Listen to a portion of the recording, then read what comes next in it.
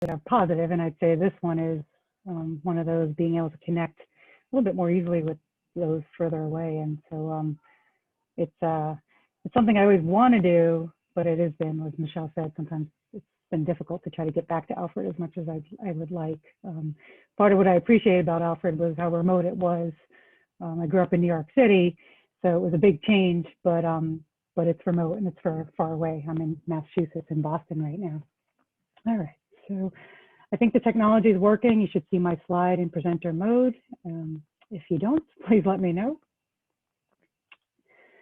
All right, so I've set two objectives for my presentation today. First, I'm going to provide a broad overview and introduction to certain components of the Federal Clean Water Act. Second, I'm going to briefly discuss what implementation of the Clean Water Act looks like at the state level. By the end of this presentation, I hope you'll have heard enough to set you on a course for a career in water quality. The condition of our lakes, rivers, streams, estuaries, and wetlands is a matter of national importance and is something that everyone ought to care about. The Federal Water Pollution Control Act of 1948 was the first major federal law to address water pollution. However, increased public awareness and concern for controlling water pollution led to extensive amendments in 1972, at which time Congress enacted the Clean Water Act. The Clean Water Act is our nation's statutory framework for restoring, protecting, and maintaining the quality of our surface waters. The overall objective of the Clean Water Act is to restore and maintain the chemical, physical, and biological integrity of the nation's waters. This overall objective sounds great and is something that we cite often when talking about water quality goals for our country. However, it's a broad objective that can be difficult to interpret. For example, how does one define and measure integrity? Fortunately, the Clean Water Act also includes language that established an interim goal of water quality, which provides for the protection and propagation of fish, shellfish, and wildlife, and provides for recreation in and on the water, wherever attainable. This more specific interim goal provides a critical foundation for the rest of the Clean Water Act, as well as related federal and state water quality policy and guidance documents. The 1972 amendments to the Clean Water Act resulted in many things. It established the basic structure for regulating pollutant discharges into the waters of the United States. It gave the United States Environmental Protection Agency, or EPA, the authority to implement pollution control programs. It maintained existing requirements to set water quality standards for all contaminants in surface waters. It made it unlawful for any person to discharge any pollutant from a point source into navigable waters unless a permit was obtained. It funded the construction of sewage treatment plants, and it recognized the need for planning to address the critical problems posed by non-point source pollution. Congress charged the EPA with implementation of the Clean Water Act. EPA provides states and tribes with guidance on implementation of the Clean Water Act through publication of policy and guidance documents. EPA also reviews and approves certain activities conducted by states and tribes in their implementation of the Clean Water Act. So while EPA is the federal agency charged with implementing the Clean Water Act, most of the work is carried out by states and tribes. Some examples of state and tribal responsibilities include the adoption of surface water quality standards and anti-degradation policy to protect water quality, monitoring, assessing, and reporting on water quality status, developing plans to restore impaired water bodies, and issuing discharge permits to point sources of pollution. The Clean Water Act framework is complex and involves far more components than we can talk about today. You could spend an entire semester learning about the Clean Water Act, which I think would be really cool. Today, I'm going to walk through a few components of the Clean Water Act framework that provide much of the basis for the work that is the responsibility of my program at Massachusetts Department of Environmental Protection, or MassDEP. First, an overview, and then we'll take a close look at some of these components. As a first step, surface water quality standards are established. Water quality standards define the goals for a state surface water body. This is accomplished by first designating the uses of a water body and then by setting criteria necessary to protect those uses from different pollutants. We conduct water quality monitoring and assessment of our surface waters to determine whether or not they're in compliance with the established standards. The results of state monitoring and assessment efforts are summarized and submitted to EPA and made available to the public in a report referred to as the integrated report, which combines reporting required under numerous sections of the Clean Water Act. This is a report on the status of surface waters in our state and is updated every 2 years based on new data collected through additional monitoring. For those water bodies that are in compliance with water quality standards, we have policies in place to protect those waters and prevent them from degradation. Now, if monitoring and assessment indicate that a water body is not meeting one of its water quality standards, that water body is considered impaired and is placed on our state's 303D list of impaired waters. This list is updated and submitted to EPA every 2 years. Once a water body is placed on the 303D list, a total maximum daily load, or TMDL, or an alternative strategy is developed with the goal of restoring water quality in that impaired water body to meet water quality standards. The implementation of TMDLs is accomplished through a combination of regulatory mechanisms such as permits for point sources, as well as voluntary mechanisms such as implementation of best management practices to reduce non-point sources. And then we continue to monitor water bodies throughout implementation. If an impaired water body returns to compliance with standards, efforts are made to keep it in compliance. If after a reasonable amount of time, the water body is not returned to compliance with standards, then the TMDL or the other alternative restoration plan needs to be evaluated and pollutant reduction goals may need to be increased. So I'm going to briefly review some of these elements and the work that my program carries out. First, we'll start with surface water quality standards, which provide the foundation for everything else that follows. This is a critical component. If you get things wrong here, everything else that follows is wrong. Water quality standards are the goals for a water body. They are the foundation of a state and tribal water quality management program. Water quality standards further define what the Clean Water Act means by protection and propagation of fish and shellfish and wildlife. Water quality standards also further define what the Clean Water Act means by recreation in and on water. Water quality standards serve as the basis for water quality-based control actions and decisions. Examples of decisions based on water quality standards include reporting on the condition or status of state water quality, developing what are called water quality-based effluent limits for point sources, and setting targets for calculating total maximum daily loads, or TMDLs. And I'll talk more about these shortly. Water quality standards apply to all waters of the United States.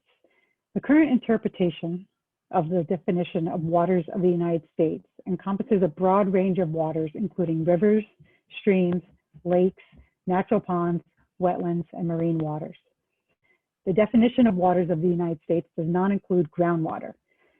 That said, Massachusetts and other states have state regulations that protect the quality of groundwater through issuance of permits for the discharge of pollutants underground and into groundwater. Each state and tribe establishes their own water quality standards, and EPA provides oversight to ensure those standards are consistent with the Clean Water Act regulations. Water quality standards consist of 4 core components. First, we've got the designated uses of a water body. Second, water quality criteria to protect the designated uses. Third, anti-degradation requirements to protect existing uses and high quality waters. And then 4, additional policies developed at the discretion of each state. For example, policies for mixing zones outside of discharges from wastewater treatment facilities, or low flows, variances. Today, we'll take just a closer look at designated uses and criteria. The first component of water quality standards is to set designated uses. Designated uses are the goals that you want to protect each water body for. They can be future forward-reaching goals for a water body, meaning they do not need to be currently attained in order to be designated. The state or tribe may set a designated use that it wishes to strive for in the future, even if it is not currently being attained. Examples of designated uses include aquatic life protection, recreation, both in the water and on the water, like boating or swimming, public water supply, meaning water suitable for drinking after treatment, and other uses not listed on this slide. There are many, and they vary by state. The state can adopt subcategories or seasonal classifications in its use classification system to further define designated uses. So for example, in Massachusetts, we have adopted subcategories to differentiate between cold water fisheries and warm water fisheries. This is important because different water quality criteria are needed to protect cold water versus warm water aquatic species. Designated uses are important because they articulate the vision for the water body and establish the water quality management goals for the water body. As I said, if they are wrong, everything else is wrong.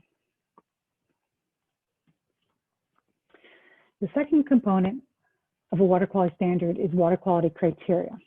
Water quality criteria establish acceptable levels of pollutants or conditions that must be achieved in a water body to protect the designated uses of that water body. For each designated use, we must consider the pollutants that may affect it.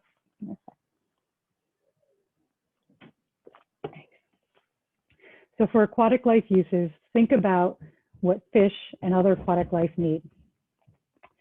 For example, fish that live in a stream need enough dissolved oxygen, and they can have certain maximum and minimum temperatures that they can tolerate. They also have maximum amounts of certain pollutants that they can tolerate, like heavy metals, such as copper and aluminum. So to support the aquatic life uses, states need to determine appropriate levels of those parameters that are protective. What's the temperature range that's protective? How much dissolved oxygen do they need? What's the maximum amount of aluminum that's protective? Similarly, for recreational uses, we need to think about what humans need to be safe using the water for boating or swimming. What is the maximum levels of bacteria, for example, to ensure a low likelihood of people getting sick?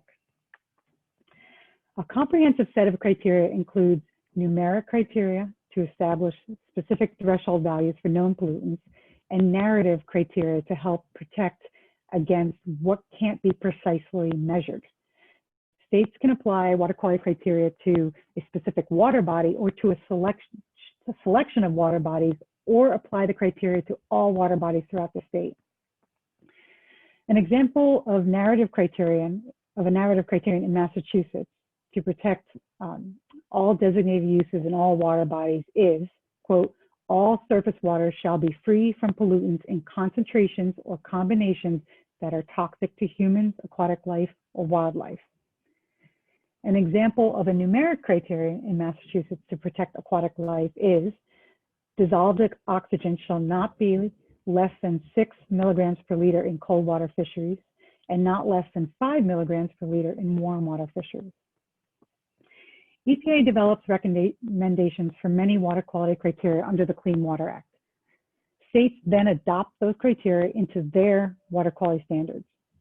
States also develop some criteria themselves that reflect local or site-specific conditions. Water quality criteria must be developed based on a sound scientific rationale, which includes extensive scientific literature review and implementation of established procedures for risk assessment and management. Factors such as technological feasibility, social and economic costs, and the benefits of achieving criteria levels are considered in a preceding step in which the water body's designated uses are established. These factors are not directly involved in the process of developing water quality criteria. The criteria are based on science, and that is important. In Massachusetts, our surface water quality standards regulations, 314 CMR4, were first promulgated in 1967. The Clean Water Act requires states to periodically review and update their surface water quality standards, a process referred to as the triennial review. The last major update to our state regulation was in 2006, with minor updates made in 2013. We are in the process right now of making major amendments to our surface water quality standards regulations. The proposed amendments include updates to toxic pollutant criteria, which are needed to align our surface water quality standards with updated guidance from EPA. Revised toxic pollutant criteria include freshwater criteria for both aluminum and copper. The proposed amendments also include updates to bacteria criteria for waters designated for primary contact recreation in accordance with EPA's 2012 guidance. Proposed updates will impact both inland freshwater and coastal and marine waters. Proposed updates further include the designation of additional cold water streams, updated figures and tables for greater transparency and clarity, revised site-specific criteria, and inclusion of generally applicable criteria for all waters of the state for the protection of aquatic life and human health. We released the proposed amendments for public comment some months ago and received more than 100 comments, and this is normal. My staff and I are now working with our state lawyers to finalize the amendments and prepare a response to comments document. This state regulation in our state, 314 CMR 4, and revisions to it are unusual in that EPA has oversight authority. So following promulgation into state law, the Clean Water Act gives EPA authority to approve applicable revisions before the changes can become enforceable. So water quality criteria are not enforceable until they have been promulgated into state regulations and approved by EPA. So as I mentioned, establishing and updating surface water quality standards provides the foundation for everything else that follows. Next, I will talk briefly about water quality monitoring and assessment of our surface waters. This is the work that allows us to determine whether or not surface waters are in compliance with established water quality standards. Clean Water Act Section 106 requires states to monitor the quality of the navigable waters and report out the information collected through that monitoring. Through water quality monitoring, we collect information on the condition of our state's streams, lakes, estuaries, and coastal waters. There are many ways to monitor water quality conditions. The key categories of data collected through monitoring include physical, chemical, and biological data. Examples of physical data include temperature, flow, and sediments. Examples of chemical data include dissolved oxygen, nutrients, metals, pesticides, and examples of biological data, bacteria, but also measurements of the presence and absence of aquatic life such as macroinvertebrates. These photos here capture some of my monitoring staff in the field this summer. Our monitoring program was significantly impacted by COVID. We were grounded for several months and then had to scale back and rescope our monitoring program and develop extensive safety protocols to ensure that our staff were safe during field and lab operations.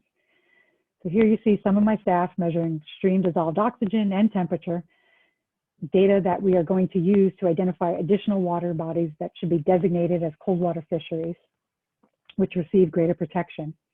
Other photos show staff collecting macroinvertebrate samples, which are being used to support the development of biological-based water quality criteria in our state.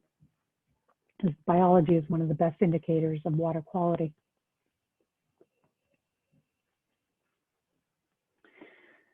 Water quality monitoring serves an important function in water quality programs. States use water quality data and information to underpin decisions about water resource management. We use the data and information obtained through monitoring to characterize current conditions, to identify trends over time and space, to understand and manage the influence of factors such as land use on a receiving water body's condition, to determine whether water quality standards are being met, to identify water bodies that are impaired and need to be restored, to measure the effectiveness of activities aimed at improving water quality, and to identify emerging contaminants.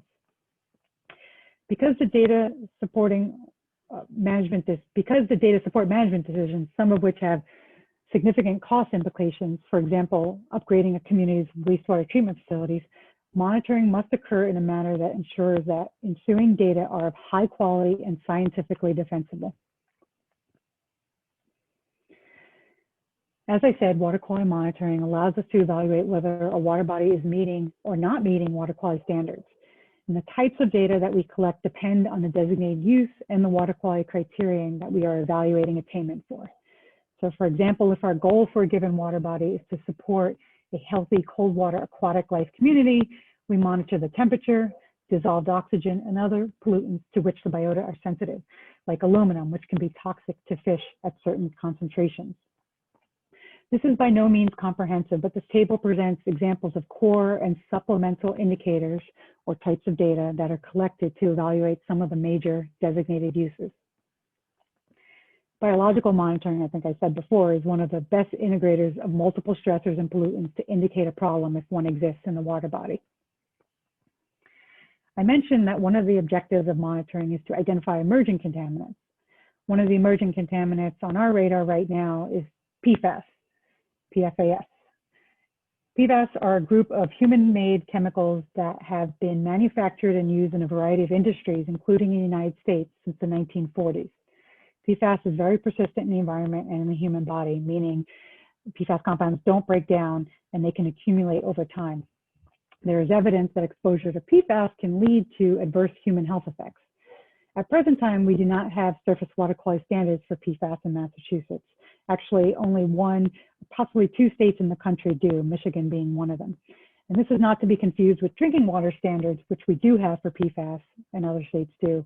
We are in the process of collecting data on PFAS occurrence and magnitude in our streams and watching the science emerge to support whether or not surface water quality standards are warranted for PFAS. I talked about water quality monitoring and explained that those data are used to answer numerous management questions, one of which is, are water bodies meeting water quality standards? We refer to the process of answering that question as assessment. So today's talk does not cover the many types of data analyses that we perform as part of water quality assessments, but I will take a moment to emphasize that data and analytics is a critical skill for a career in water quality. So to the students in this talk today, if you are at all interested in a career in water quality, especially as a scientist, seize every opportunity that you can to advance your data analytics skills at Alfred and through any additional education that you may pursue. Consider courses in statistics and look for supplemental workshops on statistics using environmental data specifically, and learn how to use programming applications such as R and Python to analyze large data sets. When hiring staff scientists, data analytics is a key skill that we look for. The Clean Water Act requires states to report on the findings of our water quality monitoring and assessments. Every 2 years, states are required to publish and submit to EPA a report referred to as the integrated report. The integrated report combines reporting elements required under sections 305B and 303D of the Clean Water Act. This is a report on the status of surface waters in our state.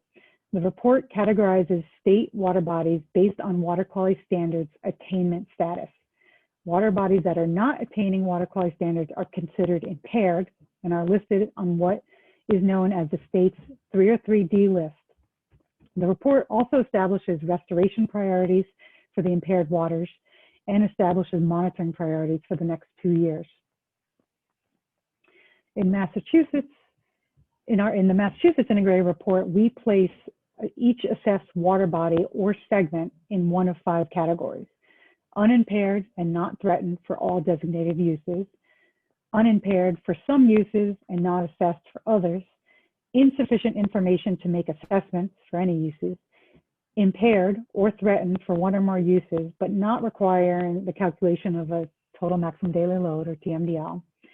And then 5, impaired or threatened for one or more uses and requiring a TMDL.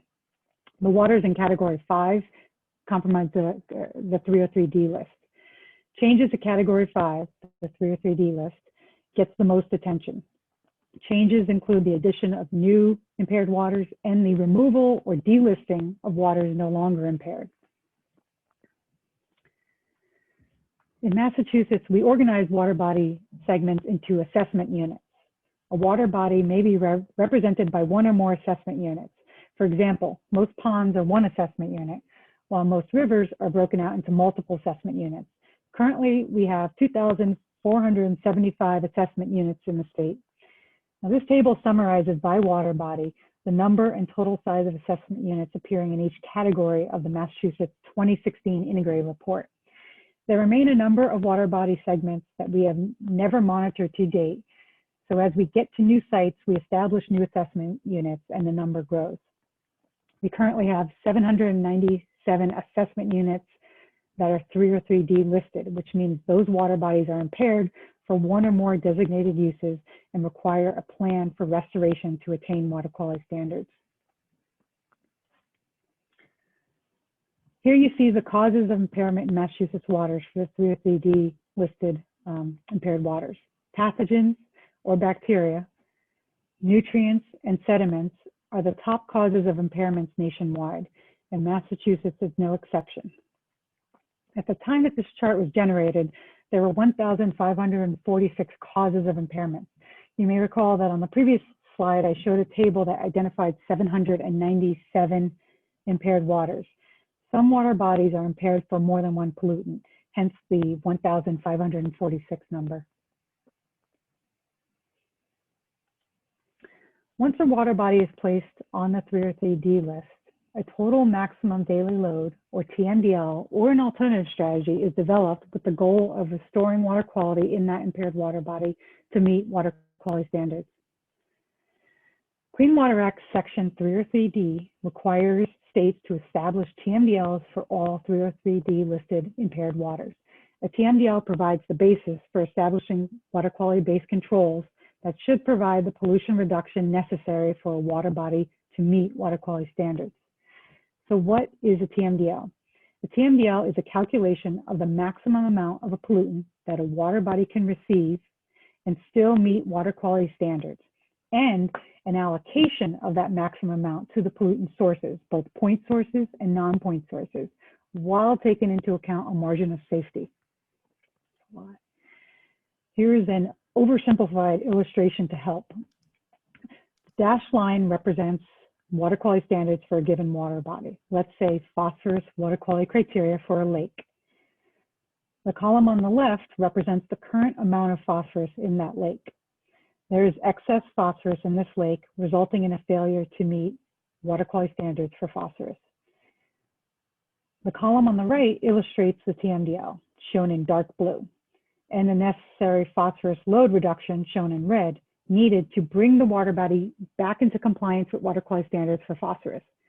The portion in dark blue, the TMDL, is also further broken down, as I will illustrate shortly. Now again, a TMDL is a calculation of the maximum amount of a pollutant that a water body can receive and still meet water quality standards, and an allocation of that maximum amount to the pollutant sources while taking into account a margin of safety. So TMDL is a calculation defined by the basic formula shown on the slide. The sum of the waste load allocation, WLA, is the total amount of allowable pollutant loading from existing point sources. Point sources are pollutant loads discharged from discrete conveyances like pipes, outfalls, and other conveyance channels from either municipal wastewater treatment facilities or industrial wastewater treatment facilities, as you can see in the leftmost photo. Point sources also include polluted stormwater runoff from highly urbanized areas, as illustrated in the second photo. The sum of the load allocations, LA, is the total amount of allowable pollutant loadings from existing non-point sources and natural background. Non-point sources are pollutant loads that originate from multiple sources over a relatively large area. Examples include polluted runoff from farms, as you can see in the photos on the bottom right.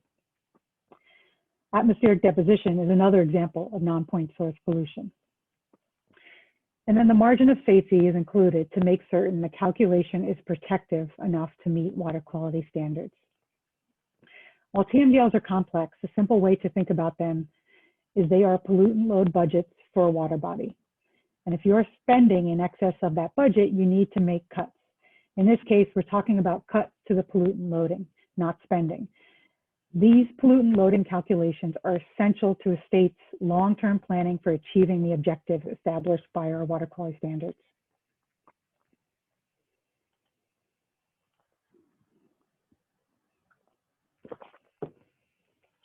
Here you see the number of TMDLs completed in Massachusetts since 1995. At the time that this chart was generated, 634 TMDLs have been developed to address 781 causes of impairments. This is a little bit outdated as we're updating the database that populates these numbers right now. So the numbers are actually slightly higher as we've developed more TMDLs in the last year. A TMDL must be developed for each water body pollutant combination identified on the 303D list. A phosphorus TMDL developed for Green Lake, for example, may address more than one impairment. For example, it may address phosphorus, but also impairments to dissolved oxygen and algal growth impairments. In Massachusetts, we're currently working on additional coastal nitrogen TMDLs and additional freshwater and coastal bacteria TMDLs at the moment.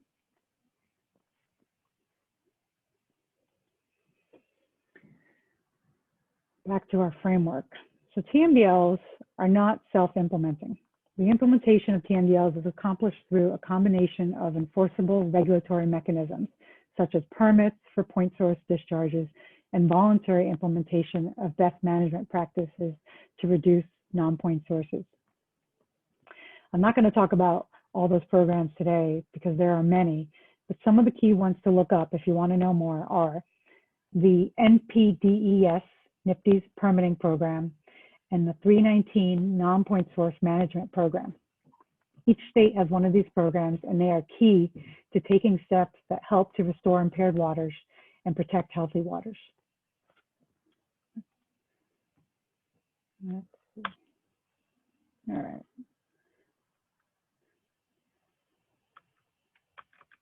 Sorry, getting a little, I don't like animation. So we continue to monitor water bodies throughout the implementation process.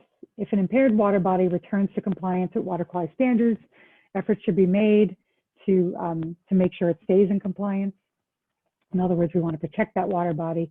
If after a reasonable amount of time, an impaired water body has not returned to compliance with surface water quality standards, then the TMDL may need to be evaluated and pollutant reduction goals may need to be increased. There's also an option called a use attainability analysis, which is a structured process for determining whether a designated use can be met.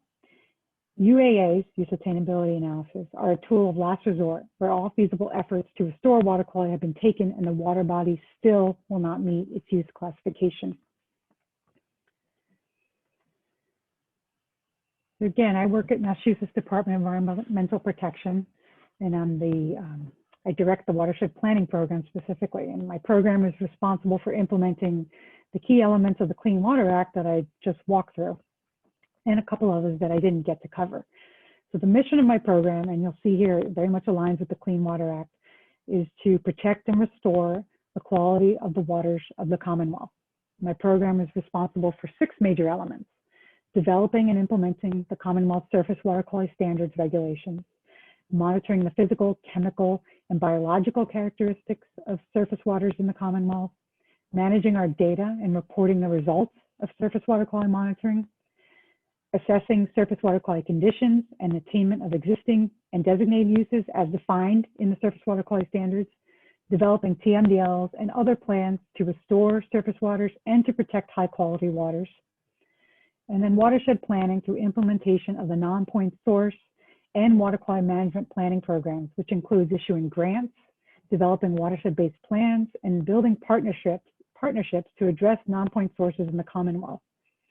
Each state water quality program in the nation is organized differently, but every state has programs in place to implement the activities listed on this slide. For some closing thoughts, I think there's 3 take-home messages from today's presentation. First, the Clean Water Act establishes a national goal of water quality which provides for the protection and propagation of fish, shellfish, and wildlife, and provides for recreation in and on the water. Second, implementing the Clean Water Act is a complex undertaking, but critical to the protection of our surface waters. Third, states and tribes are the key entities responsible for implementing the Clean Water Act on the ground. I presented a very broad overview of just some components of the Clean Water Act. I do hope this presentation may inspire some of the students on this talk to pursue a career in water quality management. I think with that, I will stop here and take questions. Okay, so we'll go to any student questions first. Fred, do you have any? I do. So can you hear me all right? Yes, I can. Okay, so we, in one of our classes, we read about a redefining of what waters of the United States mean in the last few years.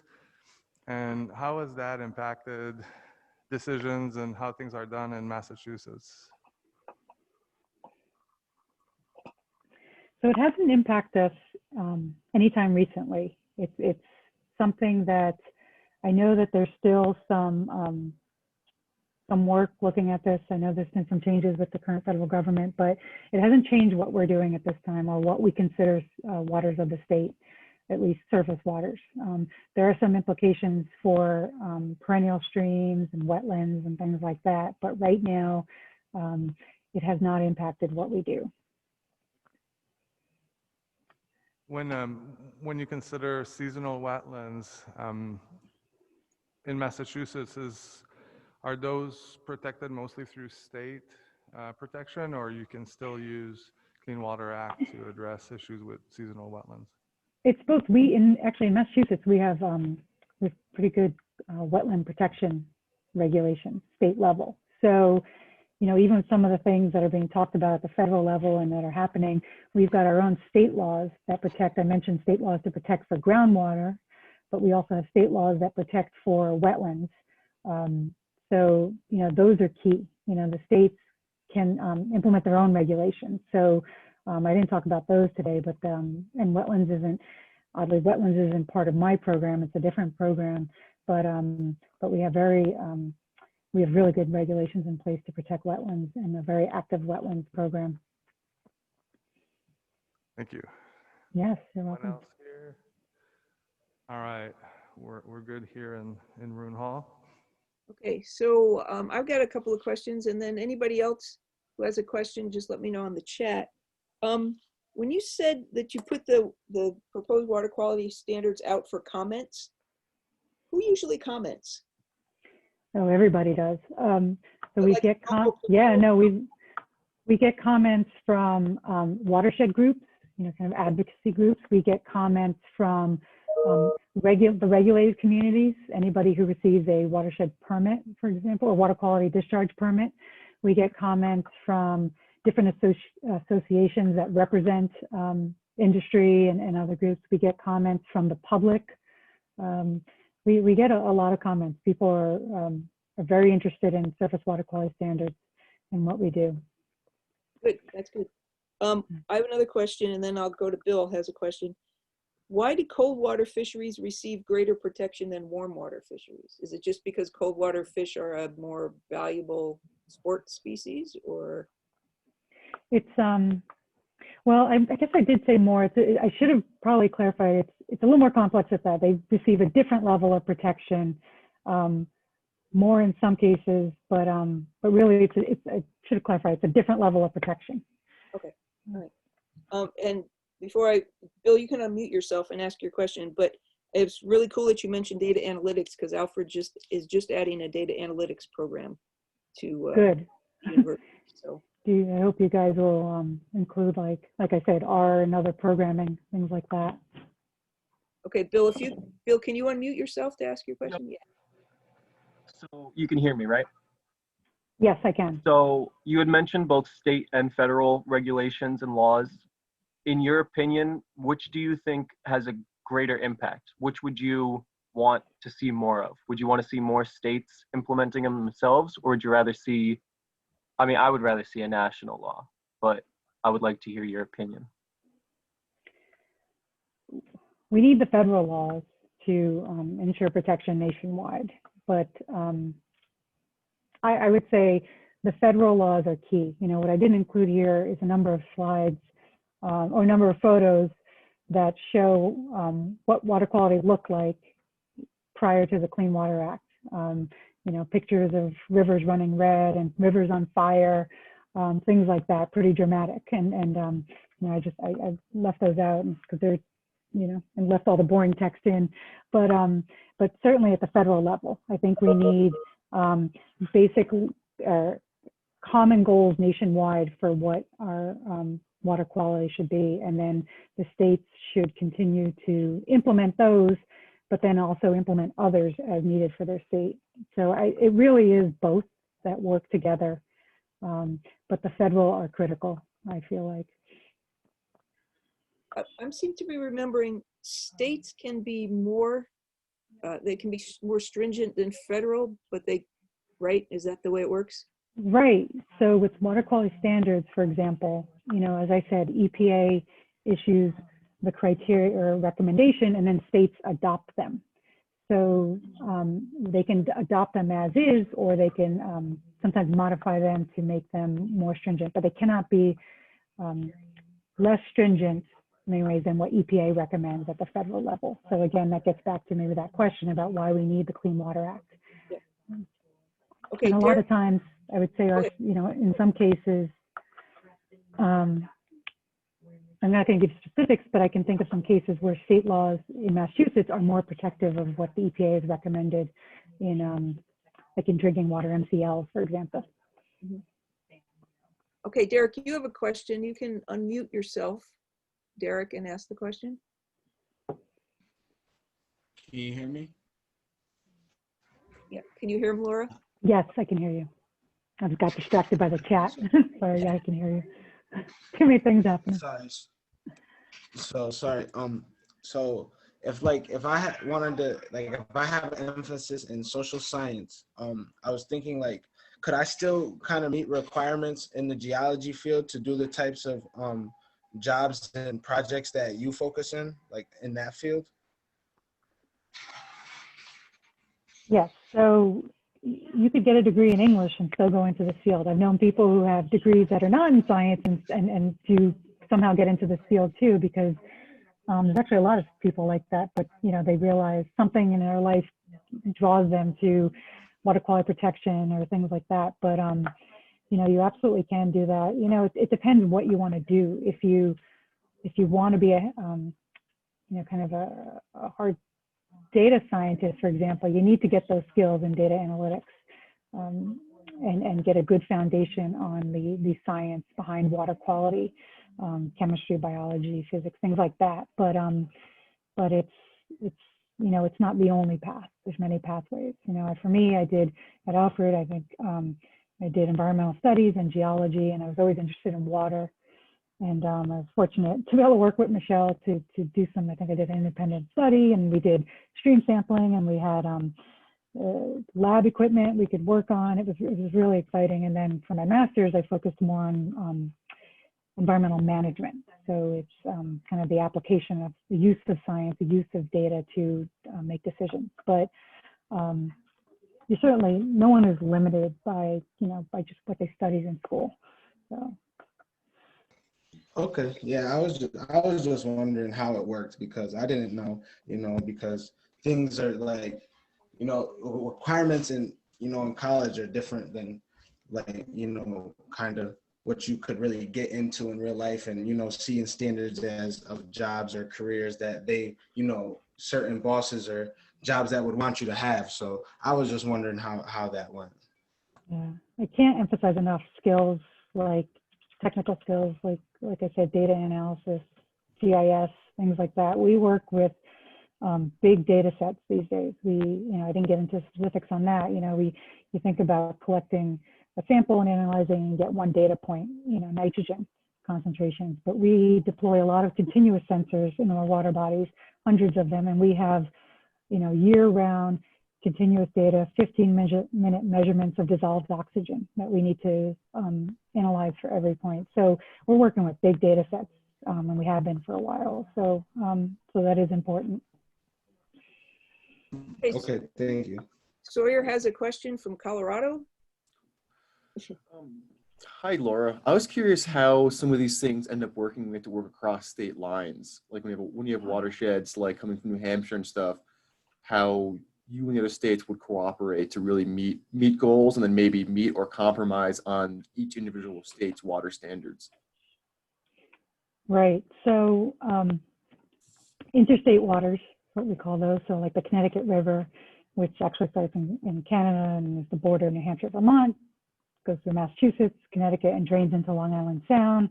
We also have Narragansett Bay, which drains portions of Massachusetts and Rhode Island. And then you think about the Mississippi, which, anyway, a lot of interstate waters. And here in New England, we've got really good coordination. We work well, more or less, as 6 states. You know, there was actually there's an interstate organization that existed before the EPA that used to help bring states together to try to coordinate on water quality issues.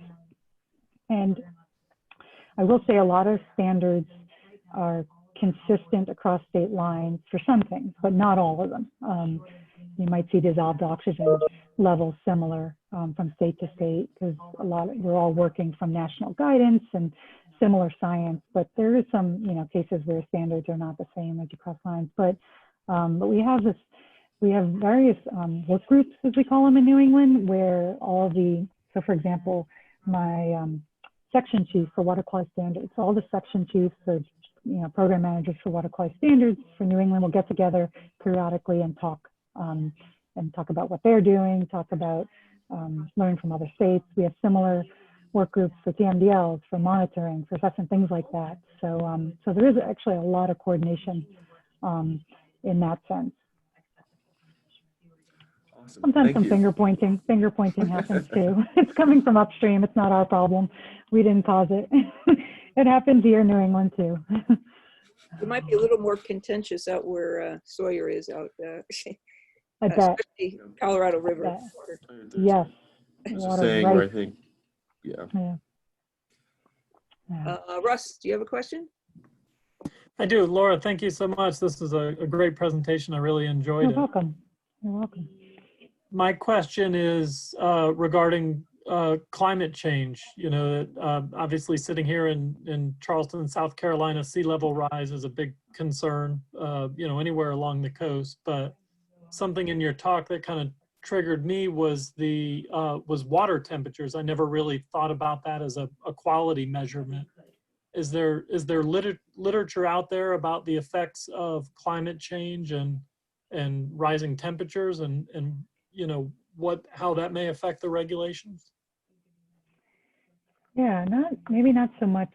I wouldn't say affect the well, there's a couple of things. I mean, we have some climate change initiatives in our own state, but at the regulatory level, in my program, climate change, you know, kind of comes in different places. It's not going to influence our regulations at this point, our surface water quality standards regulations, but it may affect the designation of cold water or warm water fisheries, or the ability to meet the temperature requirements for those water bodies. And I can't think of anything offhand, but yes, there's absolutely a lot of literature on the effects of climate change on surface water temperatures and other things too, not just temperature, but temperature, absolutely. And we have a couple sites in our state where we are monitoring long-term temperature, pH, a couple other parameters as well. Because it's actually a New England-wide regional monitoring network where it's to support looking at the effects of climate change in New England. And you know, some of those sites have been going for decades. Climate change also comes into play with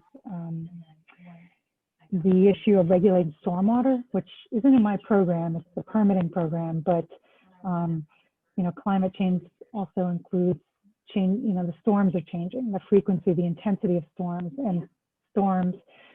You know, when the water hits the ground, it picks up and transports any pollutants that are there. So you know, you get some of these kind of intense storms, or you get long periods of time between storms. You get a lot of buildup of pollutants, and then you get this first flush with a lot of pollutants hitting a water body. You get CSO, combined sewer overflow discharges, where you'll get a lot of bacteria in the river. And we've still got CSO issues in the Merrimack and other water bodies in Massachusetts, where we have no swimming advisories are posted. So it's there. It's certainly, and it comes into play in other aspects as well. It's a good insightful question, Russ. Thank you. Yeah. Okay, I think we're going to have to call it quits, at least in the formal session, and because people need to get to other classes. But let's thank our speaker. Thank you, Laura. You're welcome. And just next week, just to let you know, Chris Fraunhofer, a wildlife biologist, We'll be talking about perks and quirks of wildlife management and conservation on military lands in Utah. And Chris was class of 2013. So thanks again, Laura, and we'll let people get off. If anybody, the Zoom session will keep going a few minutes. If anybody has any other questions or comments. Yeah, never know. Whatever. Probably change over for classes or the start of the weekend. Yeah. Uh, That was great. That was really good. It's Good. funny, PFAs keep coming up in so many of the talks that we're having.